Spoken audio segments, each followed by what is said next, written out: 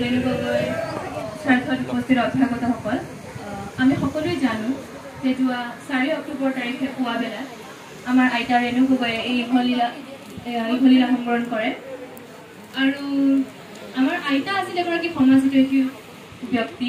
তেওঁ সমাজৰ বিভিন্ন নীতি নিয়ম বা যি বেলেগ ধৰণৰ বিভিন্ন ধৰণৰ অনুষ্ঠানত তেওঁ এগৰাকী অতি সক্ৰিয় ভূমিকা পালন কৰিছিল। আৰু আমি দেখিছোঁ যে তেওঁক ভাল পোৱা অজস্ৰ মানুহ আছে। আৰু আজি তেওঁক ভাল পোৱা তেনে বহুতো মানুহ ইয়াত উপস্থিত হৈছে আৰু আমি সুখী হৈছোঁ। আজি আমি আইতাৰ স্মৃতিত এখন স্মৰণিকা উন্মোচন কৰিবলৈ আগবাঢ়িছোঁ।